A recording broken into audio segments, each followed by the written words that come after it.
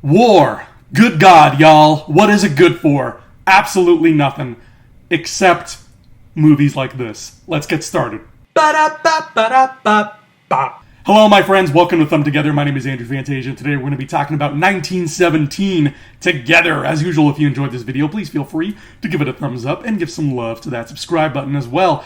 I have no voice, as you can probably tell. My voice is shot. That's what happens when you teach kids and you have to yell a lot. So no voice, but I'm going to do this anyway. If our brave forefathers in 1917 went through all of this stuff, I think I can go through a movie review with my throat sounding like the squeaky voiced teen from The Simpsons. I will do my best. 1917 is the new film from Sam Mendes, and my God, is it ever spectacular. Sure, the whole shtick is that Sam Mendes and Roger Deakins worked some cinematography magic to make it look like this whole film is done in one continuous shot, but that's not just a shtick.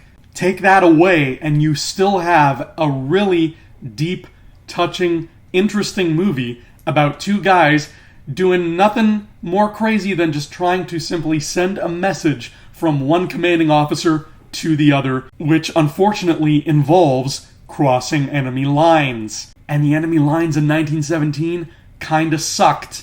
They were wild, untamed trenches of mud and dysentery, and my God, so many rats. When you stop and think about how all of this was only about 100 years ago, it really puts some stuff into perspective. And yeah, I'll just go right ahead and say it. The one continuous shot motif puts you in the middle of that action to the point where, hey, you feel like you're a third member of this journey. You are right there with them.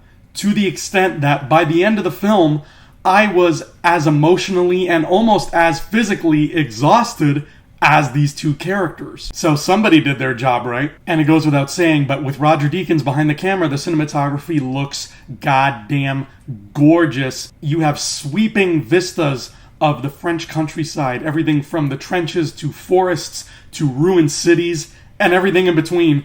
It all looks wonderful. Even when you are waist deep in mud and dead bodies, 1917 never fails to look beautiful. But I think one of its greatest strengths is that 1917 manages to hit all the cliche beats of a war film without hitting you over the head with any of them. It hits the beats of, yes, war is awful. It hits the beats of these strange men are cooperating with each other and becoming brothers in the field of war because they have no one but each other to rely on. It hits the beats of adventure because when these two guys get sent on their mission, it really feels like an old-timey quest, like they're just setting off into the unknown with God knows how many dangers between them and their goal. Nothing feels overdone, nothing feels overused.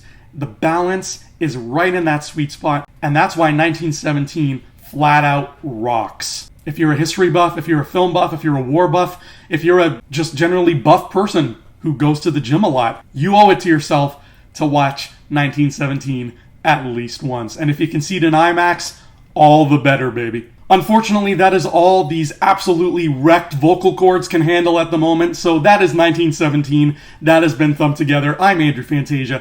Thank you so much for tuning in. I'll see you here next time, and until then, adios.